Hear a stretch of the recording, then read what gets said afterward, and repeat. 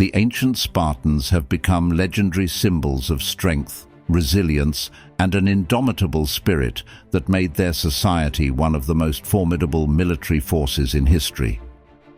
Their lifestyle was built around the singular pursuit of martial excellence, producing warriors who were feared across ancient Greece and beyond.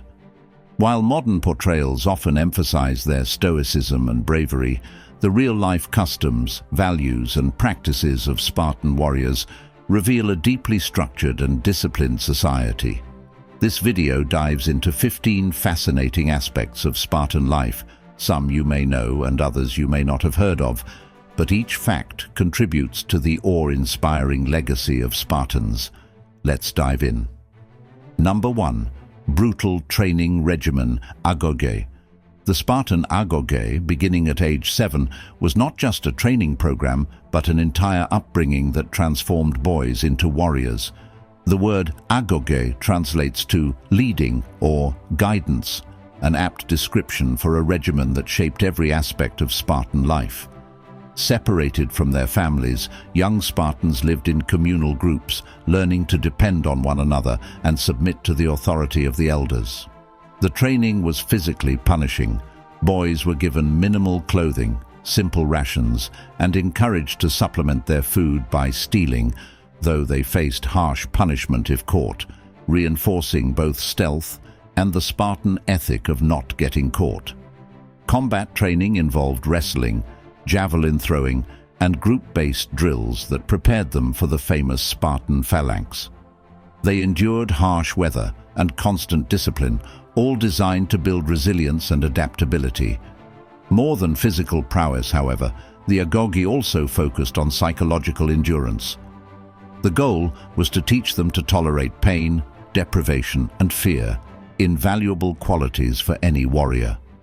Through the Agoge, Spartan boys learned that individual needs were secondary to the needs of the community and state.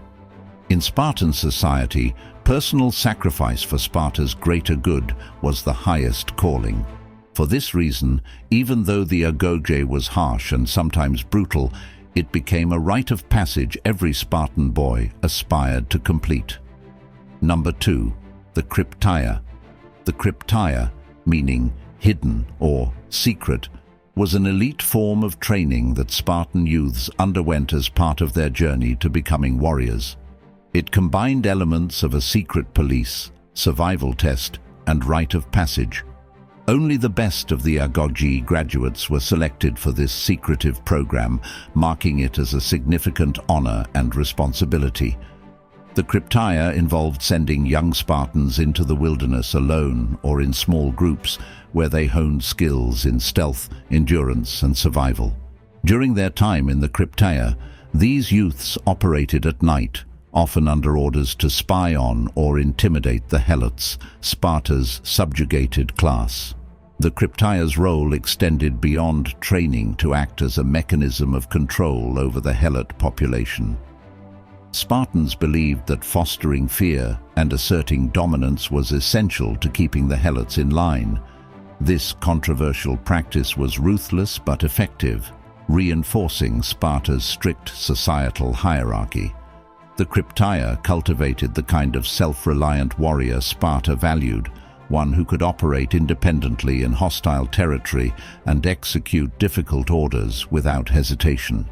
It added an additional layer to Spartan warrior training, distinguishing them from the warriors of other Greek city-states by demanding more than physical strength and skill. It required absolute loyalty and mental fortitude. Number 3. State-owned soldiers. In Sparta, warriors were not just members of the military, but were effectively property of the state. Unlike other city-states where soldiers could maintain private lives, Spartan warriors were fully bound to the service of their society. They dedicated their lives to military duty, with the state meeting their basic needs: food, shelter, and equipment. This concept of state ownership meant that Spartans did not have personal careers or private wealth, aligning entirely with Sparta's collective ethos. Being state-owned soldiers meant that Spartans were free from distractions. able to focus exclusively on their training and duties. The state's support came at the cost of personal freedom, but reinforced an unmatched level of loyalty and commitment. Spartans were taught to view their service to Sparta as both a privilege and a duty. Their individual desires were considered secondary to the needs of the city. This unwavering devotion to Sparta turned their army into a cohesive, loyal force. The sense of collective ownership helped shape Spartan warriors into soldiers who prioritized the success and glory of their city above all. While other societies might have allowed personal ambitions to disrupt unity, Spartans' shared purpose kept them singularly focused, making them a feared and respected military force. Number 4. Physical perfection. Physical fitness was paramount in Spartan society, not just as a preference, but as an absolute requirement. Spartans viewed a strong, muscular body as a reflection of strength, discipline, and readiness for battle. The state promoted a culture of physical perfection, where individuals were encouraged from childhood to develop athletic bodies through continuous exercise and rigorous training. For Spartan warriors, fitness was not about aesthetics, but survival and effectiveness in battle. A lean, powerful physique was essential to perform in the demanding phalanx formation, where each warrior relied on the strength and endurance of his fellow soldiers. Those who fell short of physical standards faced harsh social judgment, while those who excelled earned respect and admiration. Physical perfection wasn't just expected of men. Women were encouraged to maintain their fitness as well. Spartan women participated in athletic activities and even competitions, with the belief that strong mothers would produce strong children. This cultural emphasis on physicality distinguished Sparta from other Greek city-states and contributed significantly to their warriors' fearsome reputation. Number 5. Citizenship requirements. In Sparta, not everyone was granted full citizenship. Only those who completed the rigorous Agoge training, were members of the Krypteia, communal messes, and upheld a military-focused lifestyle, could attain the status of a full citizen, known as a Spartiate. Citizenship was deeply tied to one's commitment to military service, and the privileges of full citizenship were directly connected to this military obligation. Spartiates were required to dedicate their entire lives to Sparta and were forbidden from engaging in trades or commerce, which were activities reserved for the perioikoi, or the free non-citizen inhabitants of Sparta. If a Spartan man failed to complete the Agoge or was unable to maintain his obligations within the Citizenship, he risked losing his status as a Spartiate and would be relegated to a lower social class. The exclusivity of Spartan citizenship underscored the society's intense focus on martial excellence and unity. Being a Spartiate was an honor and a privilege that came with a lifelong commitment to Sparta's ideals. This strict requirement for citizenship created an elite warrior class bound by loyalty to the city, reducing the risk of internal conflicts and fostering a powerful sense of identity among the warriors. Number 6. Laconic speech. The term Laconic comes from Laconia, the region of Greece where Sparta was located, and it perfectly captures the Spartan approach to communication: terse, blunt, and to the point. Spartan warriors believed that words were cheap, and lengthy speeches were considered a sign of weakness or insecurity. Instead, they valued brevity, precision, and a quiet confidence that could convey strength without the need for elaborate language. This communication style was more than just a quirk. It was a reflection of Spartan values. They believed that actions spoke louder than words, and that unnecessary talk only distracted from the more important business of training, discipline, and service to Sparta. The most famous example of laconic speech is the Spartan response to Philip II of Macedon, who threatened, "If I invade Laconia, I will raze Sparta to the ground." The Spartans replied with a single word: "If." Laconic speech became an emblem of Spartan culture, symbolizing their resilience, directness, and self-assurance. This straightforward manner of speaking earned Spartans a reputation for seriousness and intimidation, enhancing their image as unyielding warriors. Number 7. Women's role in Spartan society. Unlike most other Greek city-states, Sparta granted its women a significant amount of freedom and responsibility. Spartan women were encouraged to be strong, healthy, and independent, as their primary role was to produce strong warrior sons who could serve the city. Women were given physical training similar to men, including wrestling, javelin throwing, and running, to ensure they were fit and capable of bearing strong children. In addition to physical training, Spartan women were also educated, a rarity in ancient Greece. They could own and inherit property, which granted them a level of financial independence unknown to their contemporaries. This freedom allowed Spartan women to manage household affairs and property, while the men were away at war, contributing to the stability and sustainability of Spartan society. The respect given to Spartan women was unique, as they were seen as vital to the survival and strength of Sparta. Their role in raising the next generation of warriors made them highly valued members of society, and their influence extended beyond the home. The phrase, "Come back with your shield or on it," which a Spartan mother might say to her son, reflects the high expectations placed on both men and women in Spartan society to uphold honor, courage, and loyalty. Number 8. Selective marriage practices. Marriage in Sparta was as much a social duty as it was a personal commitment. Spartan men typically delayed marriage until around age 30, after they had completed their military training and achieved the status of a full citizen. Spartan marriage ceremonies were unique and somewhat unconventional. A common practice involved the groom symbolically kidnapping the bride, who would then be dressed in male clothing and have her hair cut short, a symbolic gesture that signified the joining of a new warrior household. Even after marriage, Spartan men spent most of their time with their fellow soldiers rather than their wives, often living in barracks until the age of 30.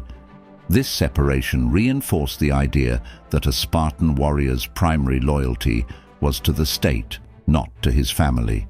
The purpose of marriage was to produce strong children who would grow up to be warriors, and the relationship between husband and wife was seen as a partnership in service to Sparta. These selective marriage practices, though unusual, aligned with the Spartan view that personal relationships should never interfere with one's duty to the city.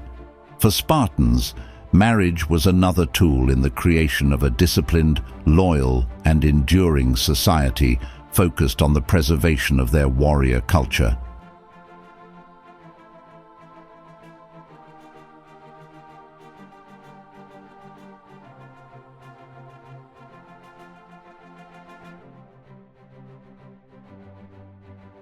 This heavy, impractical currency made it difficult for individuals to amass wealth and also inconvenient for conducting trade. Spartans were thus forced into a minimalist lifestyle, free from the distractions of luxury and materialism that might weaken their focus on military training. The use of iron currency reinforced Spartan values of simplicity and austerity. Wealth, they believed, could lead to corruption, competition, and indulgence, qualities that would undermine the unity and strength of their society. By limiting the influence of wealth, Sparta ensured that all citizens remained equal in terms of lifestyle and resources, thereby preventing any potential divisions between rich and poor. This unusual economic system contributed to Sparta's reputation as a city dedicated solely to martial values. Rather than accumulating wealth, Spartans invested in physical strength, loyalty, and communal integrity, qualities they deemed more important than material prosperity. Number 10. Distinctive red cloaks and hair care. Spartan warriors were immediately recognizable by their distinctive red cloaks, a practical choice that helped hide bloodstains and was also a symbol of their readiness for battle. The color red symbolized strength, valor, and an acceptance of the possibility of death. This choice of color gave Spartans a psychological edge in battle, as it masked injuries and projected an image of confidence and fearlessness. In addition to their cloaks, Spartans took great care of their hair, particularly before going into battle. Grooming one's hair was a form of psychological preparation. By carefully tending to their appearance, Spartan warriors demonstrated their calmness in the face of danger and their willingness to confront death with dignity. This practice served as a type of intimidation tactic, reinforcing the idea that Spartans were a unique and disciplined class of warriors who feared neither pain nor death. The red cloaks and grooming rituals of Spartans distinguished them from other armies and became symbols of their identity. These visual markers not only instilled pride among Spartans, but also added to their formidable reputation in the eyes of their enemies. Number 11. No walls. One of the most unique characteristics of Sparta was its lack of fortified walls. While most Greek city-states surrounded themselves with strong walls for defense, Sparta famously left its city open, relying on its warriors as the ultimate shield against any potential invaders. King Agesilaus is famously quoted as saying, "Here are the walls of Sparta," while pointing to his soldiers. This belief in the strength of its warriors over physical barriers spoke volumes about Spartan pride and confidence. This decision wasn't just symbolic, it was a practical statement about the strength and unity of the Spartan military. By refusing to construct walls, Spartans demonstrated to their enemies that they feared no attack and were always prepared to defend their city. This approach turned Sparta itself into a living embodiment of Spartan values, where every warrior served as a literal and metaphorical wall of protection. The lack of walls also reinforced the communal aspect of Spartan life. Without fortifications, Spartans remained constantly vigilant, as the city's defense depended entirely on the readiness of its soldiers. This way of life bound the Spartans even closer together, creating a society where collective responsibility was valued over individual security. Number 12. The 300 Myth and Reality. The Battle of Thermopylae in 480 BC is one of the most iconic episodes in Spartan history, often distilled into the story of 300 Spartans. Led by King Leonidas, these warriors held off the vastly larger Persian army of Xerxes in a narrow pass, buying time for the rest of Greece to prepare for the invasion. While the story is often simplified to focus on the Spartans, in reality they were joined by around 7,000 other Greek soldiers from various city-states, though the Spartans were certainly the backbone of the defense. The 300 myth, however, captures the spirit of Spartan bravery, discipline, and self-sacrifice.